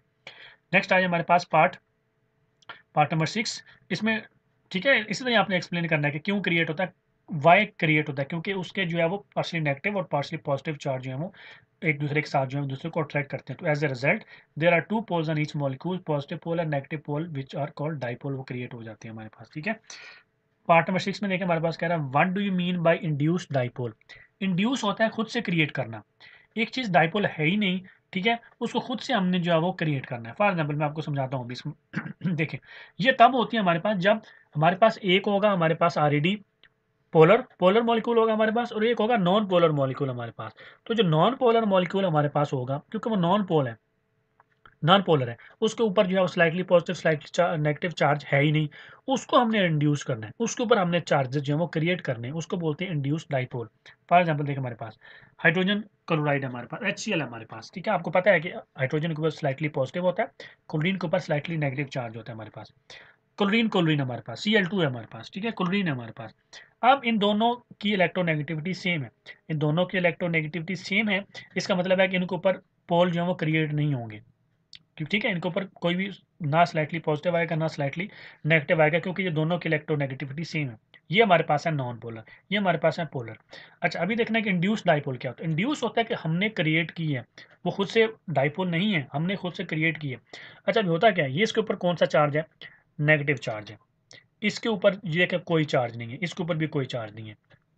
अच्छा, अभी होगा क्या, अभी जब इस हम Cl2 को, ठीक है, जब इस क्लोरीन को फॉर एग्जाम्पल क्लोज करेंगे, थोड़ा सा इस HCl के क्लोज करेंगे, इसको जब क्लोज लेके आएंगे तो ये कौन सा चार्ज है, नेगेटिव चार्ज है। बात गौर से सुननी है आपने, नेगेटिव चार्ज है। क्लोरीन के अंदर जो इलेक्ट्रॉन्स होंगे उनके ऊपर कौन सा चार्ज होगा, नेगेटिव चार्ज होगा, राइट। तो ये नेगेटिव जो है उस नेगेटिव को क्या करेगा, अट्रैक्ट करेगा या रिपल करेगा, उसको रिपल करेगा, अपने से दूर करेगा। तो जैसे ही हम इसको नॉन पोलर को इस पोलर के करीब करेंगे तो ये जो स्लाइटली नेगेटिव चार्ज है ये इसके इलेक्ट्रॉन को क्या करेगा, इससे दूर करेगा। तो जब ये इलेक्ट्रॉन इसके क्लोरीन के इलेक्ट्रॉन्स को दूर करेगा, ठीक है, तो इसका मतलब है कि इससे इलेक्ट्रॉन क्या हो गया, दूर, इसके इलेक्ट्रॉन हो गया करीब, क्योंकि अभी इलेक्ट्रॉन मिडल में है ना फॉर एग्जांपल, ठीक है। तो जब ये नेगेटिव चार्ज इसके इलेक्ट्रॉन्स को इससे रिपल करेगा, दूर करेगा, इसका मतलब इसके क्लोज हो जाएंगे, इससे दूर हो जाएंगे। जब इससे दूर हो जाएंगे तो इसके ऊपर कौन सा चार्ज आएगा, स्लाइटली पॉजिटिव चार्ज आ जाएगा, क्योंकि इसके इलेक्ट्रॉन इससे दूर हो गए। इसके इलेक्ट्रॉन करीब हो जाएंगे तो इसका मतलब है इसके ऊपर स्लाइटली नेगेटिव चार्ज आ जाएगा, ठीक है। तो देखिए हमारे पास इसके ऊपर स्लाइटली पॉजिटिव हो जाएगा, इसके ऊपर स्लाइटली नेगेटिव होगा। ये हमने क्या किया, हमने इंड्यूस्ड किया, खुद से हमने जो है वो डाइपोल जो है वो क्रिएट किया। इस तरीके से आपने दरमियान में जो डाइपोल का साइन देना है, ठीक होगा। हमने खुद से क्रिएट किया, इनके ऊपर डाइपोल नहीं था, लेकिन इनको हमने इस पोलर जो है कोवेलेंट बॉन्ड मॉलिक्यूल जो है इसके करीब करके तो इनके ऊपर हमने इंड्यूस्ड किया, खुद से हमने इनके ऊपर जो है वो डाइपोल क्रिएट किया, खुद से इनके ऊपर चार्जेस हमने क्रिएट करवाए हैं, ठीक है। कैसे क्रिएट करवाएं वो आई होप कि आप लोगों को समझ आ गई होगी। तो आप लिखेंगे permanent polar molecules like HCl, HF and H2O creates dipole when they contact with non-polar molecule like O2, Cl2. This type of dipole is called induced dipole. तो इस तरीके से ये जो हमने डाइपोल क्रिएट की है, हमने खुद से क्रिएट की है। ये हमारे पास पोलर मॉलिक्यूल था, परमानेंट पोलर मॉलिक्यूल था, ये हमारे पास नॉन पोलर मॉलिक्यूल था। जब ये दोनों आपस में इंट्रैक्शन में आए तो ये हमारे पास इंड्यूस्ड डाइपोल जो है वो क्रिएट होगी, खुद से हमने जो है वो क्रिएट कर ली है, इसको बोलते हैं इंड्यूस्ड डाइपोल। इसके बाद नेक्स्ट देखिए हमारे पास पार्ट नंबर 7, इसका उसमें वो कह रहे हैं why are dipole forces of attraction not found in halogen molecule. Halogen molecules के अंदर डाइपोल फोर्सेज क्यों नहीं होते, क्योंकि हैलोजन मॉलिक्यूल जो होते हैं वो सेम एटम्स होते हैं। सिंपल से इसका आंसर है, देखिए हमारे पास क्लोरीन क्लोरीन फॉर एग्जांपल हमारे पास ये हैलोजन मॉलिक्यूल है, तो सिंपल इसमें हम लिखेंगे halogen molecules for example F2 Cl2 B2 I2, ये आइडेंटिकल एटम्स होते हैं, सेम एटम्स होते हैं, इसलिए हमारे पास जो है वो इसमें पोल जो वो क्रिएट नहीं होते। जब पोल क्रिएट नहीं होंगे तो डाइपोल कहाँ से क्रिएट होंगे। तो आप covalently bonded atoms has same electronegativity, इनकी सेम इलेक्ट्रोनेगेटिविटी होती है, और जो शेयर पर इलेक्ट्रॉन्स होता है वो इक्वली शेयर कर रहे होते हैं इलेक्ट्रॉन्स को एक दूसरे के साथ, इसलिए उनको पर ना पार्शियल पॉजिटिव चार्ज आता है ना पार्शियल नेगेटिव चार्ज आता है, और इसलिए इनके दरमियान में डाइपोल जो है वो क्रिएट नहीं होती। तो सिंपल आपने ऐसे लिखना है, हेलोजन जो होते हैं वो सेम एटम्स होते हैं, सेम एटम्स मैंने ऑलरेडी बहुत सारा एक्सप्लेन कर चुका हूँ आपको कि क्यों इनके ऊपर स्लाइटली पॉजिटिव और स्लाइटली चार्ज नेगेटिव चार्ज नहीं होता, क्योंकि इलेक्ट्रोनेगेटिविटी सेम है, दोनों इलेक्ट्रॉन्स को सेम पावर के साथ एक दूसरे के साथ अट्रैक्ट कर रहे हैं, तो कोई चार्जेस नहीं आते। नेक्स्ट आ जाए हमारे पास इसका जो पार्ट नंबर 8 है हमारे पास, उसमें कह रहा है what type of attractive forces exist between HCl molecule. HCl molecule के दरमियान में कौन सी फोर्सेज जो है वो अट्रैक्ट कर रही होती है। इनको देखें हमारे पास HCl है हमारे पास, तो देखें ये हमारे पास HCl मॉलिक्यूल के दरमियान में कौन सी फोर्सेज ऑफ अट्रैक्शन है, तो ये हमारे पास जो है वो फोर्स है, ठीक है, जो अट्रैक्ट कर रही है। ऑलरेडी मैंने आपको जो है एक्सप्लेन किया कि डाइपोल जो फोर्सेज हैं वो इंट्रैक्शन जो है बेसिकली डाइपोल इंट्रैक्शन जो है वो इनके दरमियान में कार्य होती है, क्योंकि इसका एक पोल ये वाला है स्लाइटली नेगेटिव, ये पोल इसका स्लाइटली पॉजिटिव है, तो इसके दरमियान में डाइपोल इंटरेक्शन जो है हमारे पास हो रही होती है। तो इसके आंसर में लिखेंगे आप in HCl molecule chlorine is more electronegative than hydrogen, that's why shared pair of electrons are attracted more towards chlorine atoms and create partial negative partial positive. Same वो स्टोरी आपने जो है वो सब में एक्सप्लेन करनी है इसको। In this way HCl molecule become polar, HCl क्या हो जाता है, पोलर मॉलिक्यूल हमारे पास बन जाता है। आप partial positive end of one molecule interact करेगा partial negative end of other polar molecule, और एज अ रिजल्ट हमारे पास डाइपोल डाइपोल इंटरेक्शन जो है वो क्रिएट हो रही होती है, ठीक है। ये पार्शियल नेगेटिव इस पार्शियल पॉजिटिव एंड को अट्रैक्ट करेगा, और ये हमारे पास जो है डाइपोल डाइपोल इंटरेक्शन जो है वो हमारे पास मान लेते हैं डाइपोल डाइपोल फोर्स जो हमारे पास क्रिएट हो रही होती है। पहले आपने ऊपर जो है वो पूरा उसको बताना है कि HCl के ऊपर चार्जेस क्यों आते हैं, ठीक है, मैं ऑलरेडी एक्सप्लेन करता आ रहा हूँ, मैं फिर एक्सप्लेन नहीं करूँगा। तो डाइपोल इंटरेक्शन हमारे पास जो है वो डाइपोल डाइपोल इंटरेक्शन हमारे पास डेवलप होती है HCl मॉलिक्यूल के अंदर। नेक्स्ट देखिए हमारे पास इसका पार्ट नंबर 9, उसमें वो पूछ रहा है define intermolecular forces, show these forces among HCl molecule. HCl molecule के दरमियान में इंटरमोलिकुलर फोर्सेस बतानी है और इनको डिफाइन भी करना है। बड़ा सिंपल से आप लिखेंगे, the forces of attraction present between molecules of a substance और कॉल्ड इंटरमोलिकुलर फोर्सेज। अब एक सब्सटेंस है, उसके अंदर बहुत सारे मॉलिक्यूल्स हैं, उन मॉलिक्यूल्स के दरमियान में जो फोर्सेज ऑफ अट्रैक्शन होंगी उनको क्या बोलते हैं हम लोग? Intermolecular forces. इंटरमोलिकुलर मॉलिक्यूल से निकले ना, दो मॉलिक्यूल्स के दरमियान में जो फोर्सेज होती हैं उनको बोलते हैं इंटरमोलिकुलर फोर्सेज, और ये वीक होती हैं कंपेयर टू केमिकल बॉन्ड के। और HCl मॉलिक्यूल के देखें हमारे पास, ये H है, ये Cl है, ये हमारे दरमियान में जो बॉन्ड बन गया, इसके ऊपर स्लाइटली पॉजिटिव, इसके ऊपर स्लाइटली नेगेटिव। ये देखें हमारे पास ये जो बॉन्ड बने हमारे पास, ये जो HCl के दरमियान में ये जो बॉन्ड है, लाइन लगी हुई है, इसको बोलते हैं केमिकल बॉन्ड। ठीक है, और ये जो होती है हमारे पास स्ट्रॉन्ग फोर्स होती है, इसको स्ट्रॉन्ग फोर्स बोलते हैं, इसको ब्रेक करना ईजी नहीं होता। ये देखें हमारे पास दूसरा HCl है, ये दोनों मॉलिक्यूल हैं, ये एक मॉलिक्यूल है HCl का, ये एक मॉलिक्यूल है HCl का। इन दोनों के दरमियान में ये जो इधर अट्रैक्शन बनी होगी इसको बोलते हैं इंटरमोलिकुलर फोर्स। ये जो हमारे पास यहाँ पर डाइपोल बना था बेसिकली, ये हमारे पास ये जो इंट्रैक्शन बनी है स्लाइटली नेगेटिव और स्लाइटली पॉजिटिव के दरमियान में, इसको क्या बोलते हैं? इसको बोलते हैं इंटरमोलिकुलर फोर्सेज। और ये हमारे पास वीक फोर्सेज होती हैं कंपेयर टू केमिकल बॉन्ड्स की। तो इंटरमोलिकुलर फोर्स समझे, दो मॉलिक्यूल्स के दरमियान में, ये एक मॉलिक्यूल है, ये एक मॉलिक्यूल है, एक सब्सटेंस है, ये एज ए होल एक सब्सटेंस मान रहा है। दो मॉलिक्यूल्स के दरमियान में एक सब्सटेंस के अंदर जो फोर्सेज ऑफ अट्रैक्शन होती हैं उनको बोलते हैं इंटरमोलिकुलर फोर्सेज। तो इस तरीके से आपने साथ में डायग्राम बना के उसको ये वर्डिंग सारी बतानी हुई है, क्योंकि उसने कहा है show these forces among HCl molecule. ये हमारे पास केमिकल बॉन्ड होता है, ये हमारे पास इंटरमोलिकुलर फोर्सेज होती हैं, ये स्ट्रॉन्ग होती हैं, ये वीक होती हैं। ठीक है, तो इस तरीके से आपने जो है उनको एक्सप्लेन करना है। क्लियर? इसके बाद नेक्स्ट आ जाए हमारे पास जो टेस्ट योरसेल्फ 4.4 है, उसमें जो पहला पार्ट है उसमें वो आपसे पूछ रहा है why the ionic compounds have high melting and boiling points. Ionic compounds का मेल्टिंग और बॉइलिंग पॉइंट जो है वो ज़्यादा क्यों होता है? सबसे पहले तो समझना जरूरी है कि आयनिक कंपाउंड्स किस चीज़ के ऊपर जो है कंसिस्ट करते हैं, कैसे बनते हैं। जो आयनिक कंपाउंड्स होते हैं ना, इनके अंदर आयन्स होते हैं, ठीक है, पॉजिटिव आयन होता है और नेगेटिव आयन होता है, क्योंकि ये इलेक्ट्रॉन्स को क्या करते हैं? ट्रांसफर करते हैं, कंप्लीटली ट्रांसफर कर देते हैं, तो और आयन में कन्वर्ट हो जाते हैं। आयन्स प्लस में होते हैं और नेगेटिव होते हैं, plus ion negative ion. Ions होने की वजह से इनके दरमियान में जो फोर्स ऑफ अट्रैक्शन होती हैं वो बड़ी स्ट्रॉन्ग होती हैं। फोर्सेज ऑफ अट्रैक्शन स्ट्रॉन्ग होने की वजह से इनका जो मेल्टिंग एंड बॉइलिंग पॉइंट है वो क्या होता है? हाई होते हैं। तो आप लिखेंगे there are strong electrostatic forces of attraction in ionic compounds due to opposite charge ion present in them. Large amount of energy is required to break these forces. That's why ionic compounds have high melting and boiling points. अब जो ionic compounds होते हैं उनके दरमियान में जो ions होते हैं उनके ऊपर प्लस और नेगेटिव चार्ज होता है। ठीक है, अपोजिट चार्ज होने की वजह से उनके दरमियान में जो इलेक्ट्रोस्टैटिक फोर्सेज ऑफ अट्रैक्शन होती हैं वो बहुत स्ट्रॉन्ग होती हैं, उनको ब्रेक करना इतना ईजी नहीं होता, उनके लिए बहुत ज़्यादा अमाउंट ऑफ एनर्जी हमको चाहिए होती है, इसलिए उनका जो मेल्टिंग एंड बॉइलिंग पॉइंट होता है वो क्या होता है? हाई होता है, वो ज़्यादा होता है। तो इस तरीके से आपने उसको एक्सप्लेन करना है। ये जो मैंने रेड हाईलाइट किए होते हैं ना, ये बड़े इंपॉर्टेंट वर्ड्स होते हैं, ये अपने अंदर लाजमी लिखने हैं। तो इसके बाद नेक्स्ट देखें, इसका जो पार्ट नंबर सेकंड है हमारे पास, उसमें वो आपसे पूछ रहा है what do you mean bye malleability. तो मेलेबिलिटी क्या होती है? ये मेटल्स की प्रॉपर्टी होती है, ठीक है, जिसके अंदर मेटल्स को हम लोग क्या कर सकते हैं? हम लोग शीट्स में जो है वो कन्वर्ट कर सकते हैं। तो अब लिखेंगे malleability is a property of metals which means metal can be drawn into sheets. तो मेलेबिलिटी में क्या होता है? जो मेटल्स होती हैं उनको हम क्या कर सकते हैं? शीट्स में जो है वो कन्वर्ट कर सकते हैं, शीट में जो है वो ड्रॉ कर सकते हैं। ठीक है, तो ये मेलेबिलिटी जो है इसकी होती है। एक होती है डक्टिलिटी, उसमें वायर्स में कन्वर्ट कर सकते हैं। तो मेलेबिलिटी में आपने सिर्फ यही लिखना है।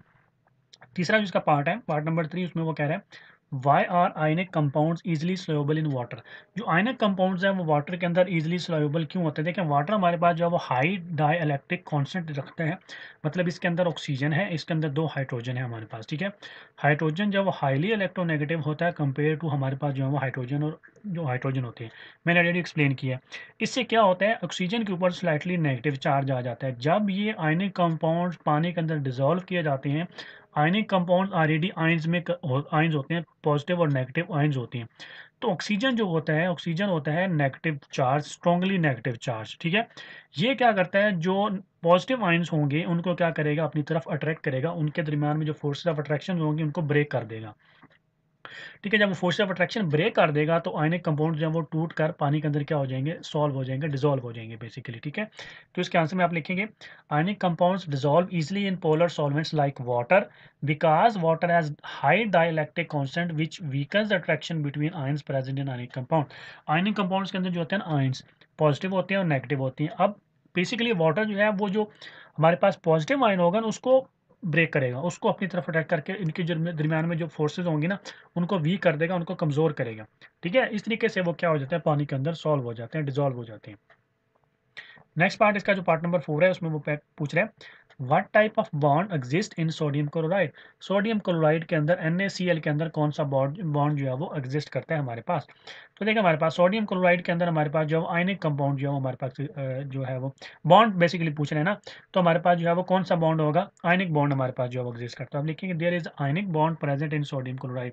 सोडियम क्लोराइड के अंदर कौन सा होता है, आयनिक बॉन्ड होता है, क्योंकि सोडियम के ऊपर जो प्लस चार्ज आता है, क्लोरीन के ऊपर जो है क्लोराइड आयन बन जाता है ना, क्लोराइड आयन के ऊपर जो है वो नेगेटिव चार्ज हमारे पास आता है, इलेक्ट्रॉन जो है वो ट्रांसफर होता है, कंप्लीट ट्रांसफर होता है सोडियम से क्लोरीन, ऑलरेडी एक्सप्लेन कर चुका हूँ मैं, इसलिए ज़्यादा नहीं करूँगा।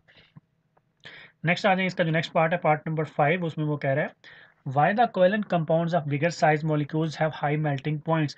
अच्छा, ये बड़ा इंपॉर्टेंट क्वेश्चन होता है, ठीक है, अक्सर आता होता है कि जो बड़े साइज के हमारे पास कोवेलेंट कंपाउंड्स होते हैं उनका मेल्टिंग पॉइंट ज़्यादा क्यों होते हैं। अब देखें, जो बड़े साइज के हमारे पास कोवेलेंट कंपाउंड्स होते हैं उनका जो स्ट्रक्चर होता है वो बहुत बड़ा होता है, जॉइंट होता है, ठीक है, और वो 3D डायमेंशनल स्ट्रक्चर उनका जो होता है, जैसे आपने डायमंड देखा है, डायमंड, ये हमारे पास जो डायमंड है ये बिगर साइज कोवेलेंट कंपाउंड की एक एग्जांपल है, ठीक है। तो इस तरीके से जो हमारे पास बिगर साइज के कोवेलेंट कंपाउंड्स होंगे इनका स्ट्रक्चर बहुत बड़ा होगा, ठीक है, ये 3 डायमेंशनल फॉर्म में होंगे, इसलिए जो है इनका मेल्टिंग पॉइंट जो है वो ज़्यादा होगा, क्योंकि इनके दरमियान में जो फोर्स ऑफ अट्रैक्शन होंगी वो बहुत ज़्यादा होंगी, इनको ब्रेक करने के लिए बहुत ज़्यादा अमाउंट ऑफ एनर्जी जो है वो चाहिए होती है। तो अब लिखेंगे covalent compounds of bigger size molecules are held together in 3 dimensional bonding. इनके दरमियान में 3 डायमेंशनल बॉन्डिंग जो है वो फॉर्म हो रही होती है, और इनका जो स्ट्रक्चर मान होता है वो बहुत जॉइंट होता है, बहुत बड़ा होता है, ठीक है। तो 3 डायमेंशनल इनके अंदर जो है वो हमारे पास बॉन्डिंग हो रही होती है, और इनका स्ट्रक्चर बहुत बड़ा होता है, इनके लिए बहुत ज़्यादा हीट जो है वो रिक्वायर्ड होती है इन फोर्सेस को ब्रेक करने के लिए, इसलिए इनका जो मेल्टिंग पॉइंट्स होता है वो बहुत ज़्यादा हाई होता है, ठीक है। तो इसके अंदर 3 डायमेंशनल इनकी बॉन्डिंग ये आपने मैंशन करना है, इनका स्ट्रक्चर जॉइंट होता है ये आपने मैंशन करना है, इसके लिए बहुत ज़्यादा हीट जो है वो चाहिए होती है इनको ब्रेक करने के लिए, ठीक है। तो ये 3-4 पॉइंट्स आपने इसके अंदर लाजमी एक्सप्लेन करने हैं। इसके बाद नेक्स्ट पार्ट देखें हमारे पास पार्ट नंबर 6, इसमें 2 पार्ट्स हैं। पार्ट नंबर 6 के अंदर आगे मजीद 2 पार्ट्स हैं, ए एंड बी। तो पहले पार्ट में वो आपसे कह रहा है what is the electronegativity difference between the following pair of elements atoms, predict the nature of bond between them. अब वो कह रहा है आपको कुछ, उसने आपको एलिमेंट्स दे दिए, एटम्स दे दिए, वो कह रहा है कि इनकी इलेक्ट्रोनेगेटिविटी कितनी है, उनका डिफरेंस बताएं। डिफरेंस ऑफ कोर्स तब भी हम फाइंड कर सकते हैं कि जब हमको उनकी इलेक्ट्रोनेगेटिविटी मालूम होगी। तो फिर कह रहा है कि इनके दरमियान में कौन सा बॉन्ड जो है वो बनेगा, वो प्रेडिक्ट करें उसकी नेचर क्या होगी, आयनिक होगा कि कोवेलेंट होगा, ठीक है, वो आपने बताना है हमारे पास। तो देखिए हमारे पास इसके ऑप्शन ए में जो आपसे वो एटम उसने दिए हैं आपको, हाइड्रोजन एंड क्लोरीन, बी में हाइड्रोजन एंड सोडियम, सी में सोडियम एंड आयोडीन, के डी में पोटेशियम एंड क्लोरीन उसने आपको दिए हैं। अब कह रहा है कि बताएं इनका, तो बता देता हूँ मैं, एक आपको हिंट दे दूँ यहाँ पे, ठीक है। इसके आंसर में हिंट मैंने आपको ऑलरेडी पढ़ाया हुआ है, ऑलरेडी थोड़ी देर पहले भी आपको बताया है। दो एटम्स के दरमियान में इलेक्ट्रोनेगेटिविटी डिफरेंस अगर मोर देन 1.7 आएगा तो इसका मतलब है जो बॉन्ड बनेगा वो हमारे पास क्या होगा, वो आयनिक बॉन्ड होगा। इसका मतलब है जो हायर इलेक्ट्रोनेगेटिव एलिमेंट होगा वो क्या करेगा, इलेक्ट्रॉन को अपनी तरफ अट्रैक्ट कर लेगा, इलेक्ट्रॉन दूसरे एटम से जो है वो ट्रांसफर करवा लेगा अपने पास, तो आयनिक बॉन्ड बनेगा। लेकिन अगर इलेक्ट्रोनेगेटिविटी का डिफरेंस 1.7 से कम आया, लेस देन 1.7 आया, तो फिर हमारे पास जो बॉन्ड बनेगा वो कोवेलेंट बॉन्ड बनेगा, उसके दरमियान में इलेक्ट्रॉन जो है वो शेयर करेंगे दोनों एटम्स आपस के दरमियान में। तो हिंट आपने याद रखना है, ठीक है। तो देखिए भी बना लेते हैं, हमारे पास सबसे पहले एटम, फिर हमारे पास इलेक्ट्रोनेगेटिविटी, फिर इलेक्ट्रोनेगेटिविटी का डिफरेंस, फिर हमारे पास जो है नेचर ऑफ बॉन्ड। तो ये सारी चीज़ें हम करेंगे तो हमारे पास नेचर ऑफ बॉन्ड बनेगा। तो देखिए हमारे पास कर लेते हैं hydrogen, chlorine, hydrogen, sorry sodium, hydrogen, इसके अलावा सोडियम, और हमारे पास आयोडीन, पोटेशियम, और हमारे पास जो है क्लोरीन, इनकी हमने निकालनी है इलेक्ट्रोनेगेटिविटी, ठीक है, और फिर हमने निकालना है डिफरेंस। तो हाइड्रोजन की इलेक्ट्रोनेगेटिविटी होती है 2.2, क्लोरीन की होती है 3.2, इस तरह नाइट्रोजन हमारे पास जो है उसकी होती है 0.9, हाइड्रोजन की होती है 2.2, सोडियम की होती है 0.9, आयोडीन की होती है 2.7, पोटेशियम की 0.8, क्लोरीन की होती है 3.2। ये इनकी इलेक्ट्रोनेगेटिविटी होती है। ये इलेक्ट्रोनेगेटिविटी आप टेबल में से देख सकते हैं, ठीक है, ये इलेक्ट्रोनेगेटिविटी आपको आनी चाहिए। अब तीसरा हमारे पास आता है इलेक्ट्रोनेगेटिविटी डिफरेंस। अब बेसिकली उसने आपसे इलेक्ट्रोनेगेटिविटी डिफरेंस ही पूछा था, जो हम तब फाइंड कर सकते हैं, पहले हम इनकी इलेक्ट्रोनेगेटिविटी लिखेंगे तो डिफरेंस फाइंड करेंगे ना। डिफरेंस कैसे फाइंड होता है, हायर माइनस लोअर होता है। तो 3.2 माइनस 2.2 करेंगे तो हमारे पास आता है 1, इसका 2.2 माइनस 0.9 करेंगे तो आता है 1.3, इसका 2.7 माइनस 0.9 करेंगे तो आता है 1.8, इसका 3.2 माइनस 0.8 करेंगे तो आता है 2.4। अब लास्ट में आ गया नेचर ऑफ बॉन्ड, इनकी कौन सी नेचर है। मैंने आपको कहा कि अगर इलेक्ट्रोनेगेटिविटी डिफरेंस 1.7 से कम हुआ तो वो होगा कोवेलेंट बॉन्ड, अगर 1.7 से ज़्यादा हुआ तो वो होगा आयनिक बॉन्ड। तो ये 1.7 से कम है तो उसका मतलब है ये हमारे पास क्या है, पोलर कोवेलेंट बॉन्ड। पोलर क्यों मैंने लिखा, क्योंकि यहाँ पे देखें हाइड्रोजन और क्लोरीन दोनों डिफरेंट एटम है, अनलाइक एटम्स हैं, ठीक है। इसलिए कोवेलेंट बॉन्ड तो है लेकिन ये पोलर भी होगा साथ में, ठीक है, क्योंकि दोनों डिफरेंट एटम्स हैं, डिफरेंट हैं एटम। अब आगे आ जाए, हमारे पास सोडियम और नाइट्रोजन के दरमियान 1.3 है, तो इसका मतलब है इसकी इलेक्ट्रोनेगेटिविटी भी लेस देन 1.7 है, तो ये भी हमारे पास पोलर कोवेलेंट बॉन्ड बनेगा। आगे सोडियम और आयोडीन में 1.8 है, ये मोर देन 1.7 है, इसका मतलब है यहाँ पे आयनिक बॉन्ड बनेगा। इस तरह पोटेशियम और क्लोरीन में देखें 2.4 है, ये भी मोर देन 1.7 है, यहाँ पे भी आयनिक बॉन्ड बनेगा, ठीक है। तो इस तरीके से आपने बताना है कि इनके दरमियान में कौन सा बॉन्ड जो है वो बनना है। इसके बाद नेक्स्ट हमारे पास जो इसका पार्ट है, क्वेश्चन नंबर 6 का पार्ट बी, इसमें वो कह रहा है comparing the electronegativities difference arrange the these compounds in increasing ionic strength. अब हमने उनको उनकी स्ट्रेंथ के हिसाब से अरेंज करना है। अभी देखें हमारे पास, ये हमारे पास 1 का डिफरेंस है, ये हमारे पास 1.3 का डिफरेंस है, ये हमारे पास 1.8 का डिफरेंस है, ये हमारे पास 2.4 का डिफरेंस है। तो जिसका इलेक्ट्रोनेगेटिविटी डिफरेंस ज़्यादा होगा उसकी स्ट्रेंथ भी ज़्यादा होगी। तो इसका मतलब हमारे पास जो HCl है इसकी 1 है, इसका मतलब इसकी सबसे कम इसकी जो है वो स्ट्रेंथ होगी, ये 1.3 है, उससे कम इसकी, फिर सॉरी ये सबसे कम इसकी होगी, फिर इससे ज़्यादा इसकी होगी, फिर इससे ज़्यादा इसकी होगी, फिर सबसे ज़्यादा इसकी होगी हमारे पास पोटेशियम क्लोराइड की। तो इसका जब आप कंपेयर करेंगे तो आप लिखेंगे order of increasing ionic strength is HCl greater, HCl is lesser than NaH is lesser than NaI lesser than KCl, ठीक है। तो KCl सबसे ग्रेटर है, ठीक है, उससे छोटा NaI है, उससे छोटा NaH है, उससे छोटा जो है हमारे पास ये सोडियम हाइड्राइड होता है, ये HCl होता है हमारे पास, ये सोडियम आयोडाइड होता है, ये पोटेशियम क्लोराइड होता है हमारे पास, ठीक है। सबसे ज़्यादा KCl की है क्योंकि 2.4 है, फिर उससे छोटी ये साइन होता है, ये ग्रेटर है, ठीक है। इसका मतलब है ये दो जिस तरफ साइड होता है ये ग्रेटर होता है, ये KCl ग्रेटर है, NaI जो है वो लेसर है, फिर NaH NaI से भी लेसर है, HCl सबसे कम है, तो सबसे कम HCl है, फिर उससे ज़्यादा NaH है, फिर उससे ज़्यादा NaI है, फिर सबसे ज़्यादा KCl है। तो इस तरीके से आपने जो है इनका order of increasing ionic strength भी जो है वो लिख कर बतानी है उसको, ठीक है। तो इस तरीके से आपने जो है वो सॉल्व करना है। तो आई होप कि आप लोगों को मेरी आज की वीडियो अच्छी लगी होगी। आप लोगों को मेरी आज की वीडियो अच्छी लगी तो काइंडली मेरे चैनल को सब्सक्राइब कर दें, लाइक कर दें, अपना बहुत सारा ख्याल रखें, दुआ में याद रखें। अल्लाह हाफिज़।